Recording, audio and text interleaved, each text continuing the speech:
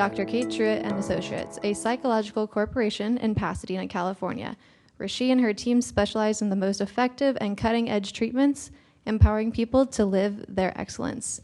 Please welcome me in welcoming Dr. Truitt. Good morning. Can you hear me okay? Perfect. They're going to be bringing a whiteboard in shortly, so when that shows up, we'll just all kind of watch it arrive, maybe applaud. So thank you so much for having me here. The work that ECHO does is so important and vital. And there was a conversation that's just happening about how the experiences that we have as children set the landscape of our nervous system for the rest of our lives. And up until recently, that, for many of us, was the hardwired truth of who we would become. Now, we just listened to an amazing presentation by Anna on EMDR. And I'm going to have the opportunity to share with you another emerging psychosensory technique that works with the central nervous system and the autonomic nervous system in alignment with many techniques. We actually talk about the Havening techniques as a bolt-on. So it's not a overarching theoretical type of psychotherapy by any means. It's highly effective with anything you've already been trained in. And that includes EMDR. I'm EMDR trained since 2004. It's an incredible modality. Thank you again for sharing with us so much this morning. And I'm going to be leaning a lot on what Anna shared with us already because it really undergirds how the brain develops and how the self develops across the system. So I'd like to start with a little bit of history of Havening. I almost said EMDR. Havening. How many people have heard of Havening prior to registering for this workshop or this conference? Okay. Yeah, wow. So that's what is really true. It's a brand new modality in terms of the psychotherapeutic world. I found Havening back in 2014 after I had been struggling with PTSD for 5 years myself. At that point, I already was a trauma specialist. I was already a clinical psychologist. I was also a neuroscientist and a psychophysiologist, and yet I was felled by the exact same thing that I was an expert in. It's a pretty annoying experience to have. And I did all the therapeutic modalities that I knew about. I did cognitive processing therapy. I did trauma-focused CBT. I did TRM. I did EMDR, largely because I was trained in all of them. And so I was calling people up going, help me get my brain back in alignment. This is really frustrating. And I could not. Everything worked and helped, but there were little components of the traumatic experience that I had that had been what's called intractably encoded, which meant these memories are so deeply embedded in the amygdala, and now we know it's actually a specific amygdala in the, here's our whiteboard, in the, a specific nucleus in the amygdala, thank you for that, that encodes these memories. And when I first heard about Havening, I was at a retreat down in Jacksonville. Like I said, I do consultation for treatment programs all over the nation. And we're sitting on a beach, and a clinical social worker, Bill Souls, turns to me and he says, have you heard of this thing where you do this, and you do this, and you sing Old MacDonald, come on in, come on in. Thank you so much. Yeah, woo! Thank you, good sir. And through the very act of doing these motions, you can actually depotentiate traumatically encoded memories. I thought he was bonkers. It sounds completely nuts. Thank you. We have some markers. Skylar, I called it. Thank you so much. And so what I'm going to teach everybody here today is how to do the most basic premise of Havening. That's what I love so much about this technique is it is hugely applicable at a self-healing level. We teach all of our patients how to do self-havening in their very first session. And it is an incredibly amazing and effective tool in a group setting. And so there's a couple flyers up here. We've integrated Havening into our cognitive processing therapy groups for sexual assault survivors. And we have seen phenomenal shifts in our outcomes. We use the OQ30, OQ45 in our treatment practice. And we see people go from an 80 to a 9. And that's in a 10-week session. And it's because they're doing their proactive reprocessing of their work throughout the course of the treatment process. So I'm very excited to share with you guys how to do this work. I think I said I was going to tell you where Havening came from. Now you know how I learned about it.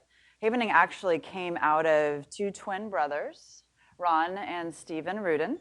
One's an MD, PhD. The other one's a dentist. He's the world's foremost expert on dental phobias. They are in their 70s now, and they are basically retired. And so many, many years ago, about 15 years ago, a man by the name of Dr. Paul McKenna, if anybody here is from Europe or familiar with kind of the hypnotherapy space, approached Dr. Ronald Rudin and said, why does EMDR work? Why does tapping work? Why do we do that? Because we know it works. And when we look at the outcome studies and we look at the literature, we don't really know why they work. And especially back then, we didn't. We know what parts of the brains now shift, specifically with EMDR. We have a lot of amazing MRI studies now. But back then, they didn't. And so they started a deep dive into the experience to find out what's really going on. And they spent 10 years. I've seen these pictures, stacks and stacks and stacks of articles in Ron's kitchen. His wife, Jackie, was a saint. And they're just sitting around the kitchen table exploring and geeking out and having a really good time. And yes, periodically humming Mary Had a Little Lamb while doing this and going, things are working. This is so weird. What is this? It's kind of like Francine's fateful walk, where her eyes start tracking. And what they started to recognize is that there's something going on at a synaptically encoded level when you incorporate certain touches. And how they recognize that is they would see shifts in the matter of minutes, not in the matter of hours. And so they start going, oh, that's really interesting, and looking at that more and more deeply. And I'm going to walk you through some of their findings. And what evolved out of that was Havening. And what we've seen in my clinical work with my team, I do trainings nationwide and internationally. And what we've seen is that it empowers the work because we can help the amygdala heal. And when we're working with the encoded memories directly, all of that adaptive information processing that EMDR supports, all of the cognitive therapy work, all of the internal family systems work, all of the whatever your underlying process is, the parenting attachment work, can go a little more quickly because we don't have those neurons hijacking our brain. Oh, and please, if you have questions as we go, I love to keep the conversation going. So pop your hand up and let's keep the conversation going, because I think it's a lot more fun when there's a light bulb moment and there might be other people having a light bulb. Did you have a light bulb moment? No, sometimes, okay. So Louise highlighted this morning.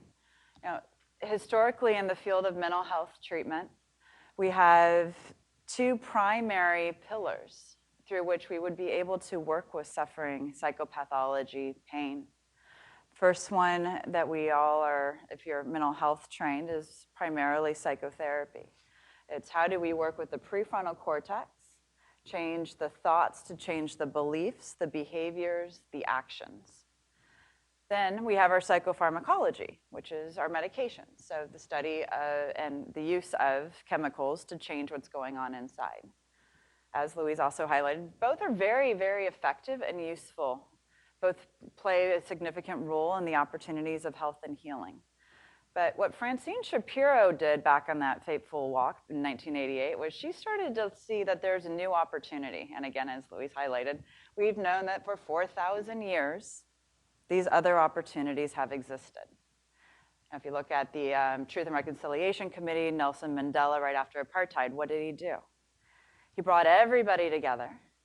They would share their woes and their truths, and they would heal, and they would ask for forgiveness, and then everybody would dance. Why? Because it's encoded in the trauma, in the body. It's held in the system. It's held in the organ. And so if we don't work with the organ and the system, we can't think our way through it. This is the quote that Louise was referencing earlier. So trauma has nothing whatsoever to do with cognition. And yet so many of our treatment paradigms focus up here. And when I was navigating my own trauma, the number of times I would think to myself, I know better. Why am I doing this? I literally know better. I have a doctorate in knowing better in this space. And yet I'm doing this crazy behavior that feels completely outside my control. And I have this little part of my brain whispering to me, Kate, you're being crazy. Everybody's looking at you. You're being kind of crazy. And yet it didn't matter because my emotional brain was running the system. So it has nothing whatsoever to do with cognition. It has to do with our body being reset to interpret the world as a dangerous place. And we'll talk about in a minute how quickly that reset and that interpretation happens and how powerful that is. It's not something we can talk ourselves out of. So as Anna was sharing, how many times we'll have a parent who has all the great tools, who knows all the things to do, and yet will walk into the office and crumble into tears because once again, they did the thing they weren't supposed to do. Anybody else have that experience? Yeah. It's devastating to watch because then what happens? The shame, the guilt, the embarrassment, the fear, the heartbreak. They're trying so hard, but they're being hijacked back here. They're out of control, and they're literally out of control. So that's really part of the gift of this work. And so one of the things as we move through this morning is take what you're learning here and find ways to integrate it into your life and find ways to integrate it into your patient's life and your community's life. Because it's accessible and some of it is so silly, easy, and it really works. So I'm not used to having the screen back here, so if I seem a little flabbergasted, that's why. I'm so used to just turning to my own screen. So this is what's called the triune brain.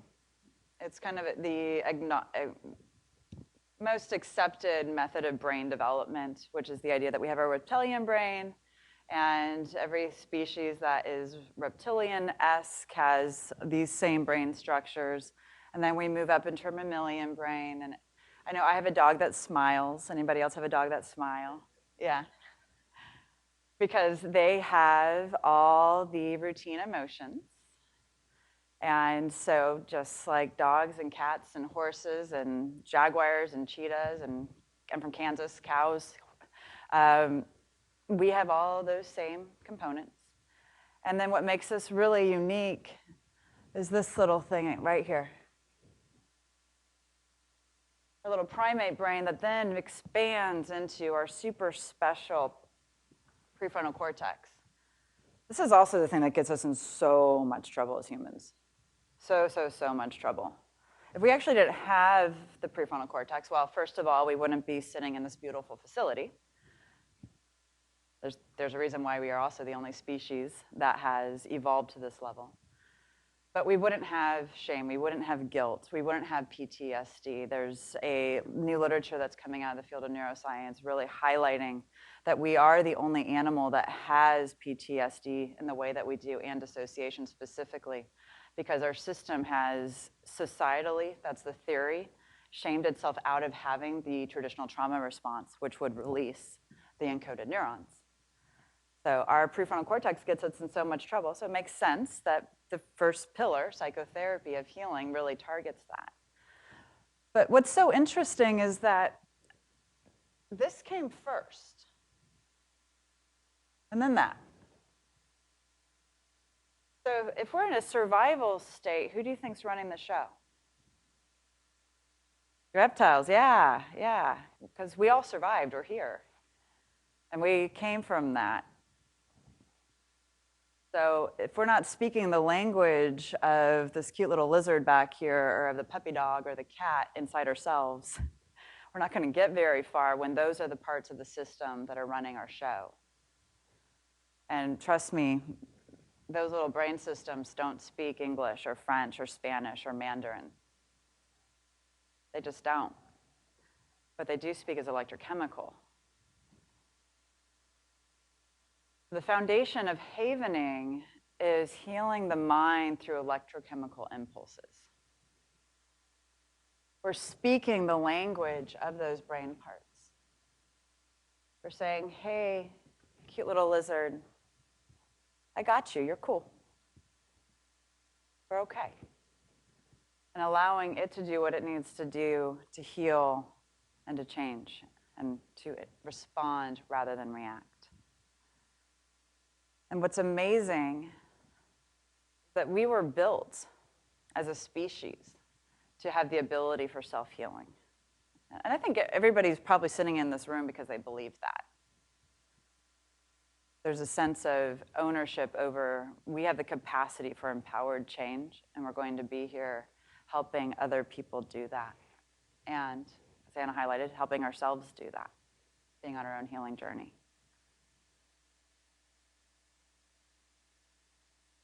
So what soothes? Thank you. I could just watch this all day. Suck.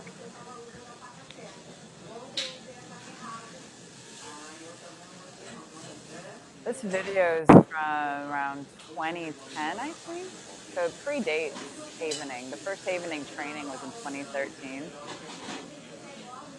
Just feel that oxytocin, the vasopressin. Oh, yeah, thank you. That mom knew nothing about Havening. Anybody else ever done that to an infant? Yeah. Yeah. We're on, my husband and I will be flying, and he'll be like, hey, look, they're Havening. I'm like, no, honey. That's just attachment. The underlying process of Havening is what we do every single day. That's what's so powerful about it. It's how we soothe ourselves and others. May I borrow your shoulder for a moment? I promise to give it back. I mean, how many times do you see somebody having a rough day and you go,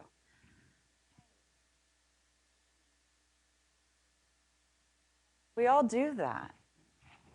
We greet somebody with a hug. We see a child who's having a difficult time and we kneel down and we meet them at their level. We bring them in. These are things that we do when our systems want to connect. If you're not familiar with Louis Cozolino, the phenomenal markers. He's a neuroscientist who studies social affective connection and the role of neuroscience and attachment in psychotherapy. Amazing, amazing guy. So if you're not familiar with his work, he's actually a Californian. He's over at Pepperdine. And his theory, I've considered it to be a social contract. It's an understanding of the fact that as biological human beings, we are entering into a contract when we interact. And that our connection as human runs deeper than the words that we say. It's an entire systemic process of I can see you seeing me. And within that, how do I feel about myself and the world we are in together? And trauma resets that. It just, for lack of a better term, it perverts that social contract because we start to see the world as a dangerous place. So that electrochemical language that we're all speaking is part of that social contract. And that electrochemical process is made up of many different vibrations. And at any given time, we can have 1, 2, 3, 4, 5, 6 different electrochemical processes happening. Different areas of the brain vibrating at different levels. Then we zoom in and our brain goes, oh, beta wave, you, I see you, you see me. We're connected now. And then perhaps if the connection sustains, we drop into a different wave. If we're in a yoga class or if we're meditating, the whole group starts to go into theta. Everybody sinks together and relaxes. We're on a roller coaster. Who here likes roller coasters? All right. Who here hates roller coasters? Ah, yeah. Because we're really not supposed to strap ourselves into things and plummet to the ground. We're really not. So what's interesting there is on a roller coaster, our system goes into what's called a hypergamma wave. Whether we're terrified or whether we're excited. So that's how simple our little lizard brain is. It's not necessarily assigning good or bad. It's simply going electrochemical activity. And then the rest of the system starts to assign the meaning making to it, which is our prefrontal cortex. So what we want to be mindful of is the fact that we can change, and this is such an empowering new construct coming into our work as psychotherapists, as healers, as physicians, that we can change how our brain is vibrating at any frequency with intention. And then not me, the founders, found out about Havening is that you can actually do that intentionally through innate mechanisms. And that's really what Havening, that's really what EMDR does. It's at its core changing the way the brain is experiencing its own internal vibration in different parts of the brain. So this is a study by Harper, there you go, 2013. And this was one of the seminal studies that shifted the way the Rudins started thinking about synaptic encoding of traumatic memories in the amygdala. So basically the yuck things and how the brain remembers them. And what they realized is that when a yuck thing happens, a hypergamma wave is released. And why EMDR works, why tapping works, and why ultimately Havening works is because we're able to combat that hypergamma wave with what's called a delta wave. So you'll notice hypergamma, 100 to 200 hertz per millisecond, super fast. Down here to delta wave, 1 to 4. The opposite. What's required for a traumatic memory to be encoded? Think roller coaster, 100 to 200 hertz. In fact, if we don't have a 100 to 200 hertz wave in a stressful moment, guess what won't happen? The encoding, the trauma. Our brain won't go, I need to remember this forever. Kind of cool to think about that. But if it does have that wave release, then we can go in now and proactively release it. So this research study was not done by anybody who was trained in Havening. Harper's a psychophysiologist, and he stuck a bunch of electrodes on people's heads. So if you've ever done QEEG, quantitative electroencephalogram, or event-related potentials, that's what they're measuring in those types of work is brainwave electricity. And it looks almost like you're at a 1970s roller skate ring. Most of the cords are rainbow colored. There's a lot of weird things going on, and you're strapped in. It's really weird. And then they took an innocuous stimulus, and the stimulus is usually a sound or something along that effect. And they're measuring how the brain is responding to the stimulus. What they did specifically for here is they just started applying different touches, so different stimuli, to the system as the novel stimulus to see what the brain did. And so you'll notice, just like Anna mentioned, so we have our vibrating palms on hands. That's a technology now that EMDR uses. It kind of replaces the butterfly taps. We have our lateral eye movements, just like she was describing. He didn't do auditory because it's a different sequence for testing. But he also looked at the tapping point, so gamut, looked at forehead and cheek, shoulder, back of palms and hands to see what would generate the greatest level of delta wave. So what does this actually mean? The 90 times forehead and cheek means a 90-time increase in the presence of a delta wave from the resting state. Pretty significant. Shoulders, 5 to 38. So remember that we just all did the butterfly taps. Okay? So we just take that. Nice big hug. Palms of hands, 5 times. Knee, like she was doing. So there's something about the bilateral there that's a little different than the delta wave when you're doing the knee tapping with EMDR. Eye movement, 12 to 20. So what Harper figured out is one of the key things that's happening in a lot of these psychosensory techniques, tapping, now Havening, EMDR, is that the system is being put into a delta wave state. Now the delta wave is our deep sleep state.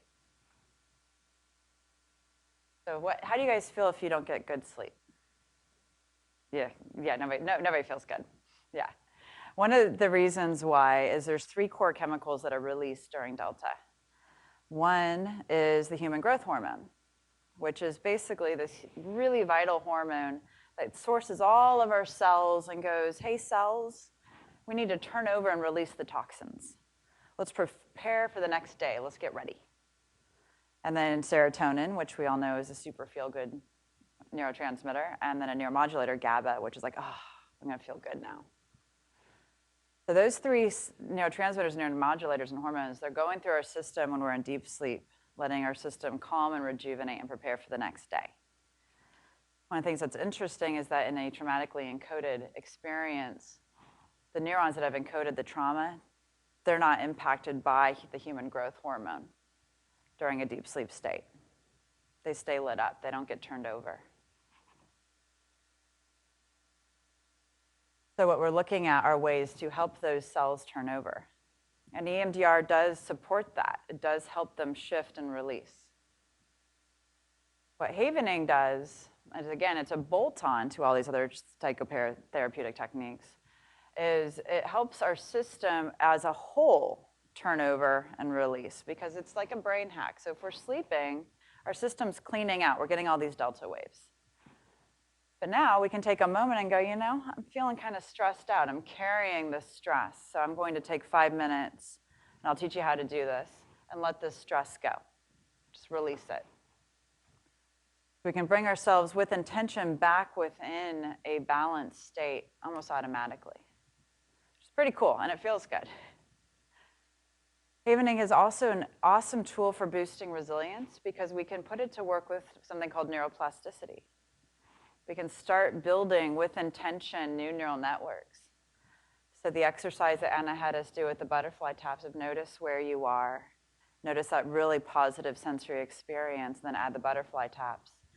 We take that and then we enhance it even more. And so if you've read any of Rick Hanson's work, he talks a lot about saturating ourselves in the positive. It's taking that positive and adding the delta wave state, so adding the human growth hormone, the serotonin, and the GABA to anchor it more deeply into the brain. Number 3 is really the bread and butter of Havening, where we can go in and depotentiate the stressfully encoded or traumatically encoded experiences. Now, this is going to sound a little bit like drinking the Kool-Aid, a little too good to be true. And first time I ever had a Havening experience, it did feel like I drank the Kool-Aid. And I'm a hard science skeptic. I started out in rat labs. Humans were very scary. I actually used to I had crippling social anxiety. And so if my 20-year-old, 21, 22-year-old self could meet me today, she would just be boggled. But that's the work of doing trauma reprocessing and helping the system heal and neuroplasticity. We can create incredible change. So my trauma story, my ACEs is around a 7 or an 8. So I have a pretty complicated childhood. So I was primed for PTSD at a later date. But I had a traumatic loss, and it was a week before my wedding, my partner of 10 years. I came home, and he had passed, and I could not save him. And shortly thereafter, my Nana died as a result of trying to come see me that night, falling, shattering her hip, and ending up at the hospital and contracting an illness. And then shortly thereafter, so this is all within a 6-month period, heartbreakingly, I was in a horrific car accident where somebody ran a red light and completely totaled my car, and I had pretty severe burns in the hospital, injuries, from which I then contracted encephalitis. So then 6 months, everything disappeared. And so like I said before, I did all the treatment tools. I did all the things. I was an expert in the space. It's like, I can do this, I've got this. And I couldn't, and I closed my clinical practice. I couldn't see patients. Because what if somebody walked in who had any one of those possible triggers? There was a lot of them. In addition to my previous trauma that had been not PTSD, but was certainly much brighter in my life because of the vulnerability. And so like I said, I did consultation. I was on this beach, and Bill sits down and says, do this thing. Old McDonald, and I said, you're completely nuts. And then I went home and I started researching Havening, and I realized that a 300-page thesis that I'd written on the defense cascade and the psychophysiology of trauma was very similar to a book that Ronald Ruminating had written called When the Past is Always Present. And that what he had identified was a specific protein that changed the game when it came to the encoded receptors in the amygdala and how we can then work with them. And so it's a fabulous book. I'm going to write it up here for you. Ronald Ruminating.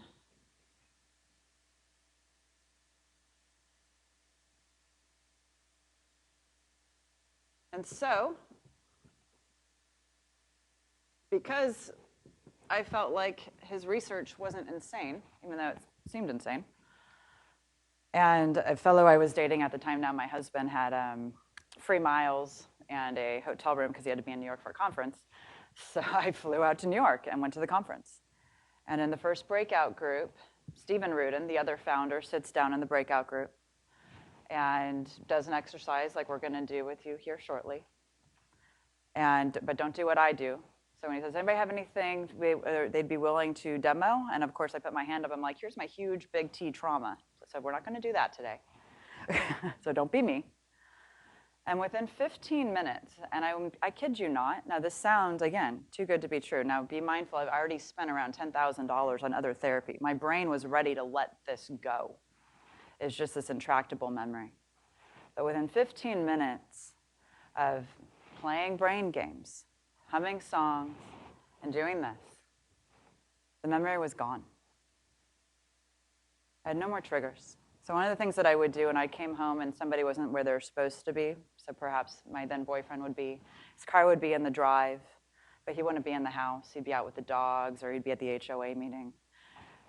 I would run up the stairs and have a panic attack looking for him, because my brain would go, I know what's going on here. Or people would leave to go home, and my parents lived 2 hours away. They would leave me. And if they didn't text or call when they got home, guess what I would do? I would, and because they would go to bed early and they're deep sleepers, I would actually get in my car and drive out to their house to make sure that they got home safely.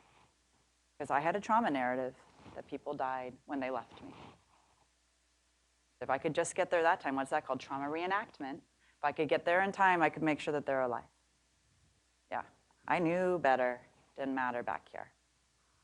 So in that 15 minutes in a conference room, very similar to this, that behavioral chain was gone. And that's an incredible gift to give people and to give ourselves even. The number 3, I think, is one of the most empowering and game-changing things about Havening. Now, the other thing that Havening does, which we talk about how to do this in the 2-day training that we lead, is you can then change the neural network. So the compelling tape on all those women's mouth, guilty, shame, slut, whatever it was, those are neural networks. And so we can now use Havening to target those specific neural networks and release those rapidly and gently. Now, there may be reactions. Yes, that does happen. But the reason it's called Havening is the system is in that safe place while you're doing the work. And so they're able to navigate the networks and release those experiences. And it's profound to see the shifts that we can see in even single sessions now. And from there, we always need to go into achievement and goal orientation, helping ourselves define what is our new self. How do we now navigate the world? Because the trauma is no longer our front and center. Our amygdala is no longer defining who we are in the world. Then how do we protect that? How do we keep ourselves in the grounded present state every day? How do we define our perceptual lens and then keep ourselves calm so that that lens is running the show? Because as we all know, life is hard. Things happen. I mean, heck, if we live in LA, anybody drive here today? Holy. Yeah. I never leave Pasadena. It's lovely. I'm like, I forgot how small the 110 is. Yeah. Stuff happens every day around us that just joggles our system up and out. And if we get pushed outside, there's so many names for this, the green brain recanson, the window of tolerance or resiliency Ogden. If we get pushed outside of that, it can take 12 to 36 hours to get back in. Might as well have a couple bottles of wine. Stay home. So if we can proactively keep ourselves and teach our clients, or our patients, our parents, how to stay in that window easily. And the work with kids is really, really exciting because the parents are the surrogates for the children's nervous system. And so we do a lot of work with children who have sensory processing disorders. So they'll be bouncing off the walls, and mom and dad will just sit in the room, and they'll hum, and they'll sing, and they'll do this. And guess what the kids are doing? What are they doing? They're paying attention to mom and dad, right? And because we all have mirror neurons, that social contract that says, I see you, you see me, their little brain is going to start to calm down because they're getting the delta wave generation just through this. The next thing you know, little kids hanging out together. I'd like to take a moment and teach everybody and walk you through a quick meditation with the self-havening touch. That's okay. So one of the things that I really appreciated that Anna shared when she was teaching us about doing this or with the eye motions is she's like, be mindful not to do it too much, not so you don't get yourself too activated. One of the things we know now is if we shift those touches just a little bit, because of that exponential increase that you saw in Harper's work, the system isn't going to hijack itself out. So we can actually utilize the tools proactively in our day-to-day lives to keep ourselves calm without having to be nervous about other experiences pulling us into a traumatized state. So the first touch is right across the brows, and it's as though you're just tracking your eyebrows. So if you have glasses on, you might want to take them off. And then it's right under the eyes, across the cheekbones. One of those touches, again, that we often see mom and dad doing to infants. And then, thank you for letting me borrow your shoulder. It's exactly that. We're just coming down. And it's a nice, gentle hug, saying, hi, self. I see you. In fact, I like you. And then finally, gently on the palms. You're going to teach this to other people to do, which I do, again, really want everybody doing. We do a ton of outreach with these basic tools, and I literally will do a very similar presentation as this, a little more simplified. And so please take these home into your communities. If I'm teaching them to the community, I'll do a protocol where you start in the middle of the forehead, down around the cheeks, out to the arms, down to the hands. This is pretty much the tempo that you want. Just think of everything as gentle and soothing. Down to the arms, down to the hands. It's a really nice structure, and it has a lot of containment in it. So especially when we go into our high emergency situations. I was just at a Department of Defense training a while ago, or a couple weeks ago, doing a training on an Air Force base. And I'm up there teaching all the active duty airmen and women. And they had just had an active shooter situation 2 weeks before. And we're halfway through the training, and the next thing you know, we start getting all these blasts, don't leave your room, hospital's on lockdown, blah, blah, blah, blah, blah. And it was so interesting because immediately they all looked at me and they started doing this. I was like, yes, got it. They will all use this. And it was really interesting because it was the whole energy in the room just went, ah. Even though literally every 10 minutes there was some sort of warning going off. Turns out it was a chemical spill, like a lot of bleach that shut down the entire base. So nobody was actually in harm's way unless you're standing too close to the bleach or maybe your clothes got stained, I don't know. But it was a really unique experience to witness. And if anybody of you work with military, to get a room of military people to go like this, because there were 3 civilian physicians and everybody else was clinical military. Really such a cool moment to witness the impact of this. So I have a meditation that I would like to walk everybody through. And I thought I forgot to send it out, and so perhaps we can do a follow-up email if you guys would like copies of this, or email it if you like it. And so as we do the meditation, we're going to be applying the self-havening touch. putting it to work. I'd just like to invite everybody just kind of sit back, relax. Take a deep breath in. And passively pay attention to the state of your body right now. Do not try to change anything.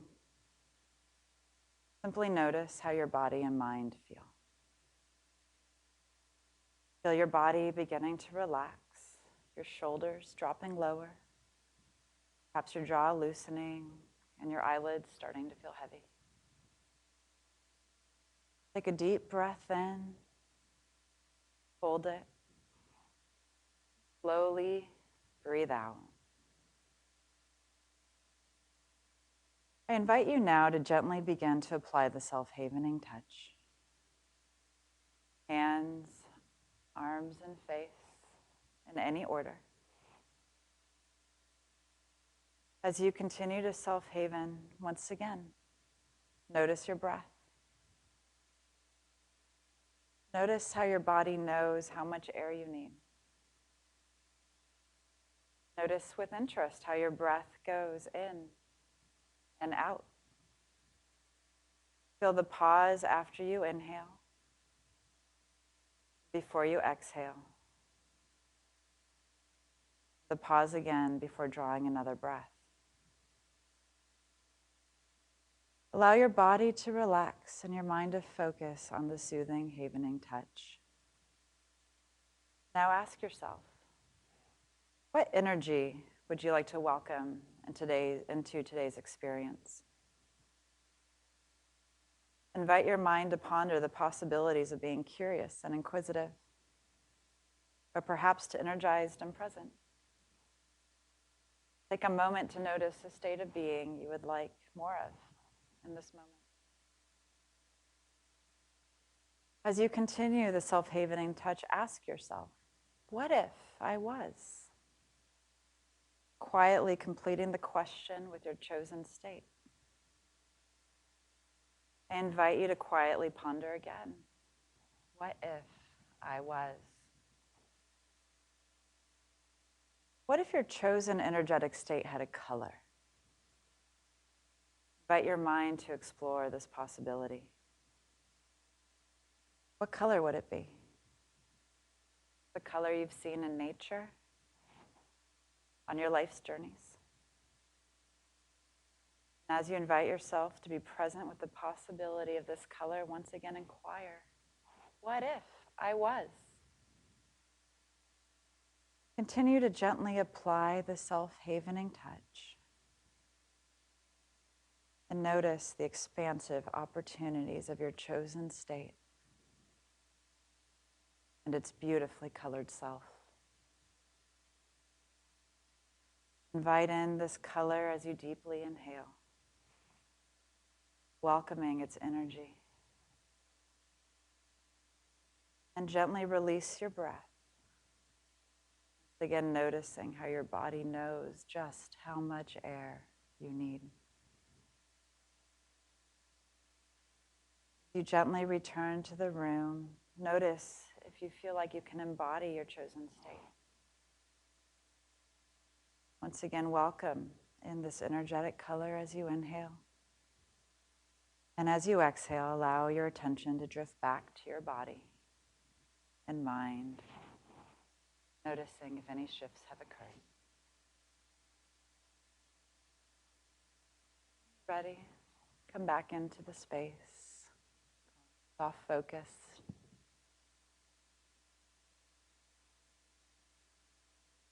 Anybody notice any shifts?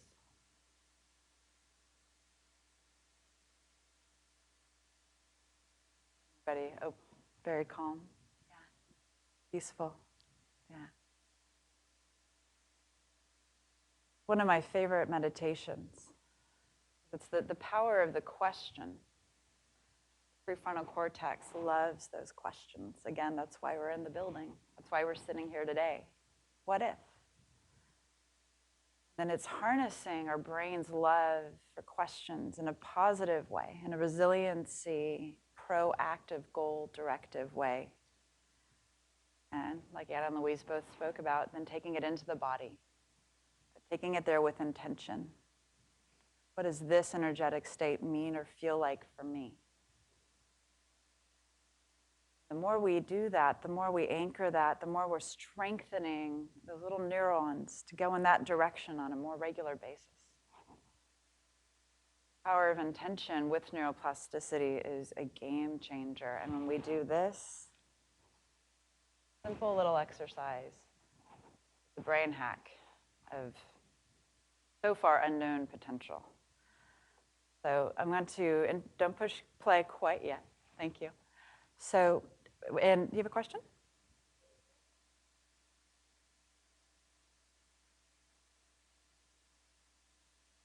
Everybody has their sweet spot when they're doing their own work. The starting point for me is as though you're petting a kitty cat or a little baby bunny. I don't use dog because dogs can kind of like it if you rough it up. Whereas I have a kitty cat who will definitely swipe at me and let me know if I'm not petting her way. And so we want to be really mindful to our system. When Anna was talking about with EMDR, sometimes you start to go faster. The main thing for us, and I'll highlight this, the main thing with the Havening touch is we don't want this, because how does that feel to even watch? Ugh. I don't like it. So we're always going gentle, soft, and easy. So just like, you know, the mom with the little baby. And so this is a video of one of my colleagues created. We do a lot of neurofeedback, psychophysiology, heart rate variability, blood pressure, all that stuff in our clinic when we're working with our patients. We work with a lot of patients who have severe chronic illness, cardiologists, or cardiology difficulties, Hashimoto's, largely because what do we know? Trauma begets inflammation, which then begets so many other chronic pain and chronic health considerations. So we've been bringing in what are called QEEG bands, which monitor brainwave activity while we're doing our trauma reprocessing or resiliency building work. This is a video that one of my colleagues did, just measuring the shifts in brainwave activation through the application of the self-havening touch on the hands. So what's really interesting about this is in the Harper's work, we saw this was strongest all the way down to here. But working with trauma survivors, a lot of trauma survivors cannot even sustainably have anybody touch them, right?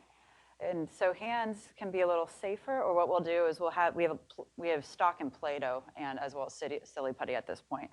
So all of our offices are stocked, and so they can pick up their Play-Doh or their silly putty and do this with the silly putty so that they're getting the havening touch or the delta wave benefit while they're doing the work.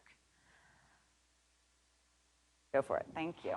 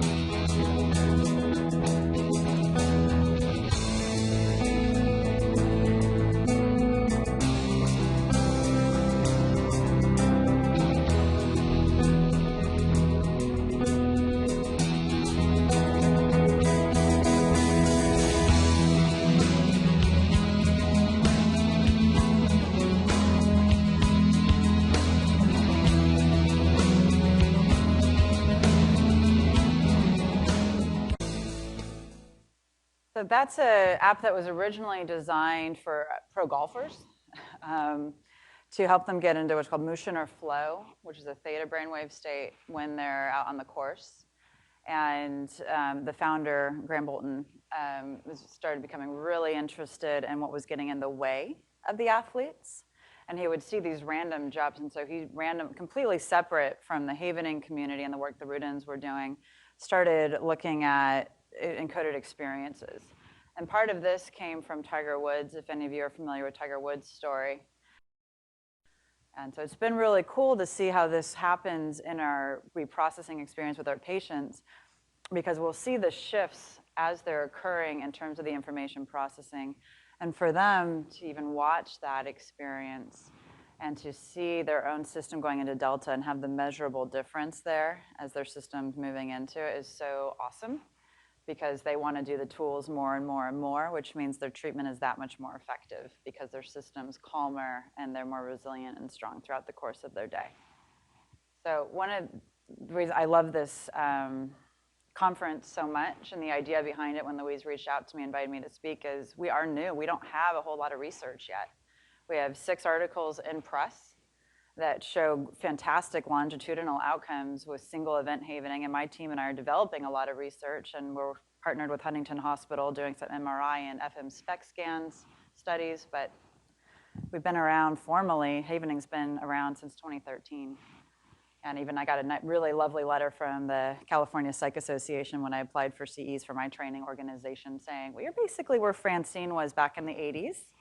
We think it's really neat what you're doing, but go do the research first, and then maybe we'll give you a thumbs up.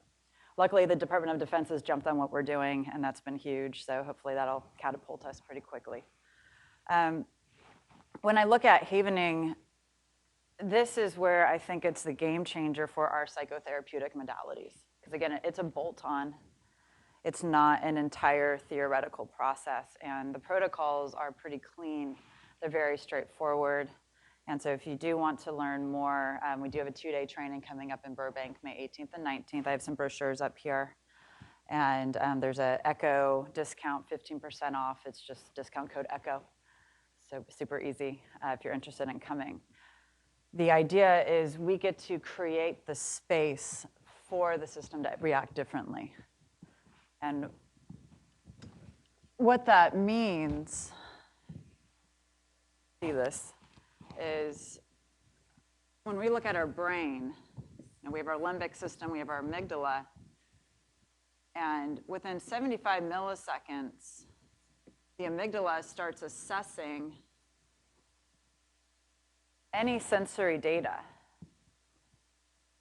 That's 4 times faster than the blink of an eye. If you just blinked, it's 4 times faster than that. Oh, by the way, this brainstem down here. So if anybody in here is named Amy, please forgive me. With my patients, we call the amygdala Amy, especially with our parents. That helps a lot because they can sit there and go, Amy's having a really hard day. I'm still a good mom. And then they can take care of Amy. And that's a really important part when there's a lot, parents aside, but for all of us, when there's shame, we don't feel like we deserve being taken care of. If we can start to separate that out and say, this part of my system's in pain, I'm going to give that part of the system love. The patients are much more likely to do the work. This data from the 5 senses does also come up to our prefrontal cortex. It takes 350 milliseconds.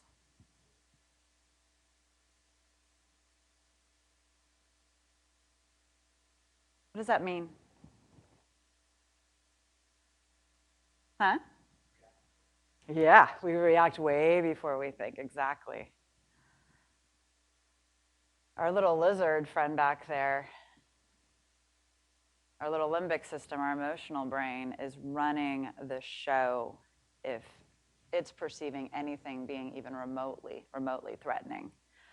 And it's beyond the scope of the talk today, but there's actually a 4D matrix of around 18 different interacting variables that are being encoded in this little tiny nucleus in our amygdala that then are sourced and assessed and filtered for threat. I had a fellow that I worked with who was at the time, college-level athlete. I would say college-level professional athlete. I think you guys know what that means, especially in LA. And he had been held up at an ATM. And he was full scholarship, first in his family ever to get to college. And he developed PTSD and subsequent agoraphobia. And he couldn't go to class. And so the school sent him to me to do some work with him. I'm kind of known for getting the really weird, wonky, strange cases. And they're like, he's done all the cognitive behavioral therapy work. He did EMDR. It helped a little bit, but now he's still having panic attacks anytime he's trying to get to class. And if he loses his scholarship, he's back into a really rough situation. Can you help him? And the other piece was if he loses their scholarship, he was kind of the star in the team, and they really needed him to be successful too. So that was nice for him. Interestingly, we did probably about 12 sessions. We did a lot of childhood trauma reprocessing. So each session would probably be one memory, fully reprocessed and targeting related neural networks. That's what havening looks like when we're doing pure havening. So it's usually one memory per session with targeted networks, depending on 60 or 90-minute session. The actual being held up at the ATM was one session. So it was nice because we had 12, so we got to do a lot of other work, but we couldn't get him back on the field. And then he was at the Rose Bowl hanging out with his buddies, but not his team, and on the field with them just fine. So we got him back in class. We got him into the locker room. If it was scrimmages and they weren't wearing their jerseys, they were okay. And turned out the perpetrator was wearing the same color shirt as his team member's jersey. And so whenever they would do their big, ooh, testosterone-driven, let's amp each other up experience in the locker room and then going onto the field, his little amygdala would spiral out of control. And he would have a full PTSD flashback. And so it was something as little as a color that kept him paralyzed. And it wasn't an obvious color. It was like baby blue or light green or something. It wasn't something there you'd be like, that's a vibrant, startling color that would be related to trauma. That's how intricate these things can be. But when we target the actual encoding space in the amygdala, the work is so much faster because we're just sourcing everything up. We're just tuning specifically into the sensory experience and deactivating those neurons, and that's awesome. So if Amy senses a threat in the 5 senses in the environment, she sources everything from the past and says, what does this remind me of? What is the quirk of that eyebrow? What is that smell? I have a lot of patients now who have PTSD from having bad trips, marijuana-induced trauma. It's not induced from the marijuana, but you know what I mean, hopefully. But it's the smell of marijuana will actually cause a flashback. Really, really interesting. And so if she senses that threat, she's going to start building a case against our thinking brain saying, we need to get out of here. And if it's enough of a threat, she hijacks us. And I would say at some point, most of us have had the experience or been in an experience with somebody who's had an amygdala hijack. In our day, in this day and age, it's not uncommon. It's I need to survive response. That's fight, flight, or freeze. It's when those fight, flight, freeze responses become encoded that they get sourced into our present day where they don't belong. So my parents leaving my house after a lovely dinner, and my amygdala is going, nah, you gotta drive out there. You gotta drive out there. I have to be at the hospital at 5 in the morning, and it's now 1 a.m. because I've tried to talk myself out of it for 2 hours. But I gotta drive out there, so I'm basically driving out there and driving straight to the hospital, so I'd get dressed before work, and that's what I would do. It was insane. Here. My amygdala made perfect sense, and it was the only option. And that's what a lot of our patients, our clients, our colleagues, our friends, living in their own versions of that. So we now have an opportunity to help those specific neurons release so they don't continue to drive our life. This is very similar to one of Anna's slides. I'm not going to spend a lot of time on it. But the more traumatically encoded or stressfully encoded experiences we have, the more vulnerable our system is to hijack. The more frequently Amy's going to be remembering things, and then she actually starts to build these neural networks that say, all these things remind me of this, and then they start to define our sense of self. Yes, ma'am.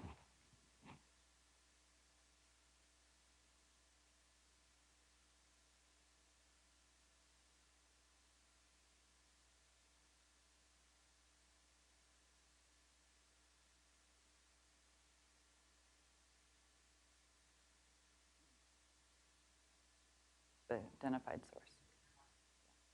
Yeah. So the question is, what happens when we have, like Anna was talking about, with the implicit, the felt sense of not being safe? Would that be a fair way of describing it? When we're living in a world where there's a lot of fear and we don't know why. It's the same thing that's being encoded back here. Oftentimes, though, there's a couple different things that have occurred. One is the experience has encoded in the womb. The amygdala has its own memory center that comes on board 7 months in the womb. Just side note, I'm a specialist in the amygdala, so I talk about it a lot. That's like my little passion project. So that's one option. The other is that there are stressfully encoded experiences that occur before the ages of 2.5 and 4, depending on when that person's specific hippocampus has come online. So those are those implicit memories that Anna was talking about, the body memories, the sense of the self in the world. So there's still encoded experiences, but we don't have a declarative story. The hippocampus hasn't designed a story. I had my husband's permission to share this. So my husband grew up in India, and his childhood is basically Slumdog Millionaire. Horrible, horrible trauma going on, war zones, violence all the time around him. He's exceptionally high functioning, amazing man. I adore him so much. Obviously, I married him, so probably don't have to caveat that much. He doesn't remember his childhood. He just remembers his childhood as if I ask him about it, he's like, oh, it's gray. That's it. And I kind of joke that his amygdala, in a way, is a ticking time bomb, that if the right set of circumstances were to arise, and so he does a lot of resiliency work to protect that. So it's usually there's different encodings in different layers, and we can target all of those in different ways. And so in the training, we go a lot deeper into that. But that felt sense of self is still, first and foremost, influenced by the amygdala. Yes, ma'am.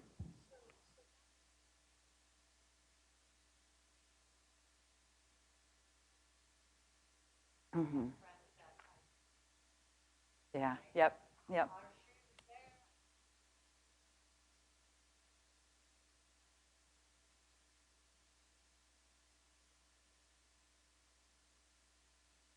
Mm-hmm.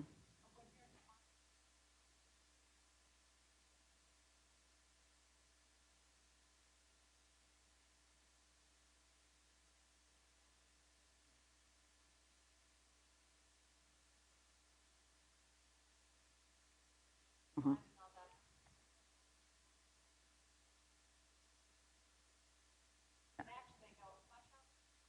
Yeah.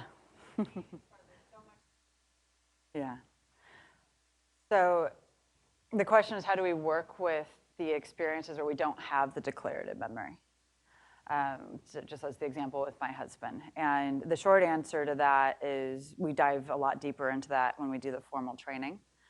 The answer for here is if you're introducing this to people in the community who don't have, and I do a lot of outreach with mosques and temples with a lot of people who are first generation and who have come from really difficult past experiences.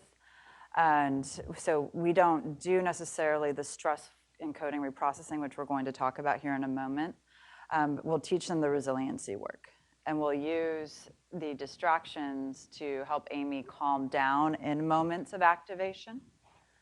So anytime you're walking through your life and you start to go, oh, that doesn't feel good, and it's an emotional sense, Amy's informing you of something that's there. And so what you can do is bring in the Havening touch and a really simple technique to help depotentiate whatever's percolating on the surface and then bringing it down in that moment so that the system doesn't go, I'm going to now remember this and tie it into a new neural network. Is that helpful? Okay. Yep. Yeah, and at the baseline, foundational space, absolutely. So both Anne and Louise spoke quite a bit about PTSD, ACEs. If you went to see Folletti's talk, so this is just kind of known information. What I think is really important about this slide is just because you have a traumatic experience does not mean you have PTSD. I did not have PTSD despite having numerous, like I said, 7 to 8 ACEs in my background. I never had PTSD. I had other things, Lord knows, but not that one. And it wasn't until that sequence of events happened that my amygdala blew up. That's kind of how I jokingly talk about it. She decided to run my life. So we're not talking about PTSD when we're talking about the amygdala. We're talking about survival and thrive, life functioning every single day. Because the amygdala is supposed to be online, humming along, keeping us safe. That's her job. She makes sure we don't walk off cliffs. We need her. We need her to also be really happy and calm and to know that we've got a warm, fuzzy blanket around her. And for those of us who didn't grow up in a space where our nervous systems had developed that, Havening is an opportunity to start to give her that. The other thing that's really important about this slide is 40% of depressed patients report multiple traumatic experiences. Sure, that's not news, but that's not really something that's talked about. Bessel has a big campaign about how depression is really a disorder of stress and dysregulation. I agree completely. We see it in the literature. So just something to keep in mind that 70% have 4 or more ACEs. So if somebody's coming into your office for depression treatment or is approaching you for support with depression, keep that in mind, and if there's a way to start to integrate some trauma reprocessing or stressful event reprocessing experiences for them, that's going to be really helpful in their healing journey and teaching them how to regulate themselves. As you just said, so much of it is about autonomic nervous system regulation. So this is how we help our system feel better. We all have stressful things that happen. Could be spilling coffee on ourselves, could be getting cut off in traffic, it could be a phone call that's really bad news that we keep ruminating on. Anybody here ever ruminate? Yeah. Yes. Ruminating, quick little tidbit, is what I like to consider a gossip circle between our working memory system and our working memory. And it's basically Amy kicking up to a higher part of her brain going, does this remind us of anything that we don't like? And our little working memory goes, oh yeah, it reminds us of this. Does it remind us of anything else? It absolutely reminds us of this. So it's almost as though if you imagine a bunch of little kiddos on a playground and then you have the mean girls that are running around going, you better come with me and start hanging out with me and we're all gonna be mean together, until they've recruited all the kids on the playground, and then you're an amygdala hijack. Anybody ever feel that way? Because it certainly feels that way to me. And the next thing I know, everybody is part of my amygdala hijack too. And it doesn't mean explosive. It can simply mean my nervous system feels like I'm operating at a 6 on a scale of 0 to 10, 10 being really awful and 0 being zen. But I'm navigating my world going, I think that you're thinking this about me now. Really not helpful. And we all do it. That's Amy. She's just trying to keep us safe. So what we can do is utilize distractions and give this working memory part of our brain a different job. And that's a lot of what mindfulness is. Dialectical behavioral therapy, DBT, utilizes a lot of distractions. It's a lot of grounding work. So we're not inventing the wheel here. We're just adding another component with the Havening touch. Because what that does is it allows those little delta waves. You can see it when I dance like that too. Those little delta waves get to come in and help the amygdala calm down and heal. And then those little receptors that are percolating back there go, oh, warm fuzzy blanket of GABA and serotonin. I'm feeling good. And then they also don't encode things and carry them forward. So here's the other thing I want you to keep in mind when you leave this workshop this morning is how can you put this to work in your own space, in your own practice, when you're working with patients who are sharing really hard stuff. We do a lot of work with first responders. We teach them this exact thing that we're going to do now because they can do their work, go in, experience, witness really devastating, heartbreaking things in a state that literally is still the crisis moment. I do a lot of work in human trafficking, so I work with a lot of the individuals who are on the scene when they find the kiddos or when they find the adults. They now have tools to deactivate, de-escalate, and calm themselves so they can then go home and be their best selves with their families. Awesome.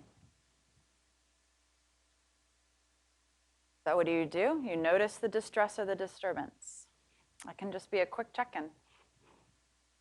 What's going on? Or what am I thinking about? What keeps pulling my attention? And you just attune to that. You go, I'm going to pay attention to that.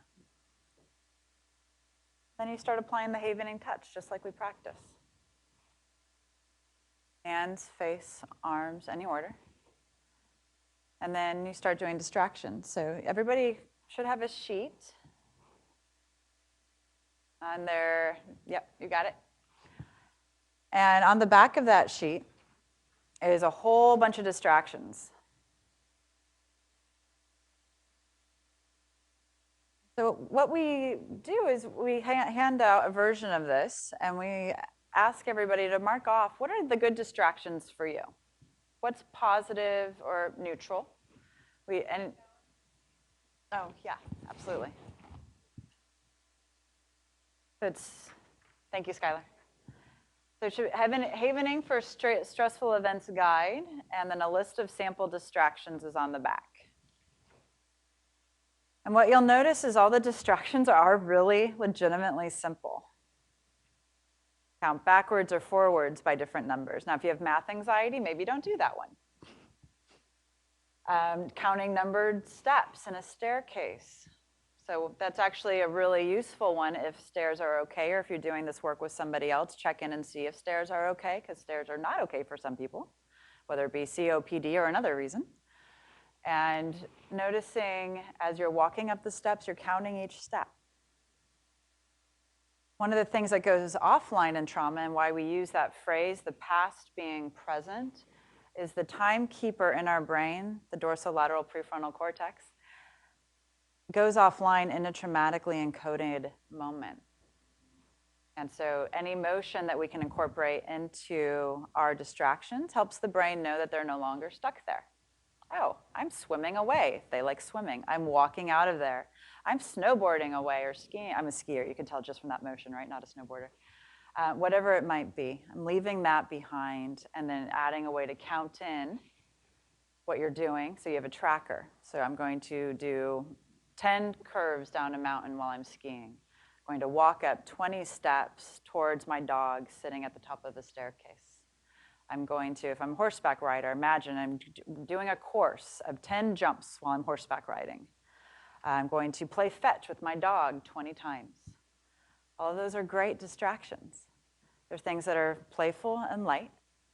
And what you're doing is you're giving that working memory a different job. And so all those mean girls are basically getting a new game to go play. So they're not gossiping and driving the nervous system anymore.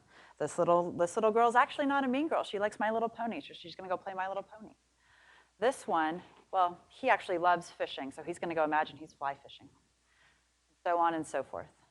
And while you're doing that, you're doing the Havening touch. Other opportunities, as you can see on here, are brain games. So I do a lot of brain games with my patients. And that's what I'll say. We're just going to do this. They have a moment of intense activation. I work with really severe complex trauma. And they'll have a moment where we're working on something. I'll say, we're going to see if we can find any 5 living things that start with the letter A. And they'll just apply their Havening touch. They'll go apple, ant, and then their brain starts to slow down because those are the delta waves. And then I usually prompt, and what eats ants? Anteater, armadillo. One more, and then we go into B. 5 things for B, 5 things for C. Places in the world, foods. You can see it's so simple. And we teach our patients how to do this, just like I'm teaching you how to do it, although we do practice it live. But it's incredibly powerful. And when you start looking at the opportunities for resilience building, they're going to be more resilient when they're able to keep themselves within their resilient zone. And my goal for everybody, I'm going to zoom back here because this is one of my absolute favorite cartoons. There we go. My goal for everybody is to be Calvin. I want us all to be able to do that. Is that, well, ta-da! Because life happens. It's been beautiful watching the slides this morning with all of the quotes. Because they're all about resilience and grit. Maya Angelou, I would not defined by what happened to me. I am stronger because of it. So powerful. And if you haven't read Viktor Frankl, my slide got a little goofed up there, Man's Search for Meaning. I mean, you want to talk about a man who survived some of the most horrific traumas. Auschwitz survivor, lost his entire family. This is not through havening, but he survived that through the recognition of how does he empower his brain into an empowered state of choice? What does he give meaning and significance to? And so when that space doesn't exist, havening gives us the opportunity to create that space, to turn down the hijack, that our prefrontal cortex can start to participate proactively and in an empowered way. And to do that on a day-to-day basis is a game changer. Because again, life happens. And if we have multiple ACEs, if our landscape is vulnerable, if our brain is vulnerable, if we have a lot of little percolating neurons back there going, I think that's scary. I don't know, but I think so. I think I'm just going to choose to run. I'm going to believe that might be a tiger, even if it's not, because that keeps me safe. We start to lose ourselves. So I really hope everybody takes this. I wrote this for you to start to use it with others, but use it with yourself. Because one of my visions is that we will start to introduce these super simple experiences into the world. It's like CPR for the amygdala. Again, it's not hard. So simple and so powerful. And it feels good. But use this for yourself, too. We have a rule in my team that anything we ask our patients to do, we have to do, too. And so we have accountability. And every team meeting, we check in on how our self-havening practices are going, what are our roadblocks, what's getting in the way. And it's beyond self-havening. We also go into resiliency. What are we doing for our physical well-being and health? Because if we're not living it, trust me, our patients know. And it's really interesting as the team leader, like, oh, I really have to live it. But it does feel so much better. So I think that's all I have for y'all today. I'm going to move to my information slide. And we do have a couple minutes for final questions. Actually, I'm going to add this one last piece. When you're noticing, when you're tuning, remember we want to speak the language of Amy. So tune into those 5 senses. What are you seeing, smelling, hearing, tasting, touching? And that's good data to also give people, your patients, when you're talking about why they're getting hijacked. Because remember that I know better. The amygdala doesn't. Amygdala doesn't speak the language of knowing anything at all. So ruminating is when something from the 5 senses is coming in, and the amygdala, first it's actually the thalamus, and then it goes to the amygdala, and the amygdala goes, there's something about this data that's unsettling. And then it takes that data, so it's like the reptile's going, I feel uncomfortable. But it's not quite a life-threatening situation. So then the reptile kicks that information up to our working memory, which is in our thinking brain, and says, working memory, do we know anything about this? And the working memory is a data sourcer. It has relationships with all of our somatosensory cortices, with our limbic system, with our prefrontal cortex, with our, just basically all of the different parts of the brain, the hippocampus, basal ganglia. And the working memory will go, yep, it kind of reminds us of this. And then it shoots it back down to Amy for additional data assessment. The idea is Amy's trying to figure out, do we need to be in a fight, flight, or freeze? Is there an actionable threat or not? But what happens is that once those little receptors in the amygdala start to light up, they stay lit up, and they can stay lit up for 8, 9, 10, 12 hours, or depending on the intensity, up to 25 or 36 hours, 32 hours, excuse me. And so we can get caught in that ruminating loop for that long, especially if additional data starts to come on board. Now, I don't know how many times, you're not in a great mood. I can reference one of mine. Not in a great mood. I get a text message, and I'm like, oh. And then that text message has, perked me up a little bit about something, particularly if it's from my sister. And so all of a sudden, I've got this little bit of percolating energy that's showing up. And then I get another text message from her, and that next text message I read differently because the first one has got my little amygdala going. And so the next text messages are all through the filter now of that first text message and all that childhood stuff. Does that help? And so that's part of it, yeah. And then who knows, I might accidentally walk into the kitchen and my husband says something, and I'm like, don't you tell me what to do. And it's like, oh, that doesn't belong to you at all. I'm sorry, baby. Ooh, I'll be right back, and then I go do this. That happens way less frequently, but that's the ruminating. We started to get stuck, and we view the world through the filter of that. And then we can now cut it off. Yeah. So thank you, everybody, so much. Have fun. I do have brochures up here for the 2-day if people are interested. And then one just quick plug, we have a female survivor section.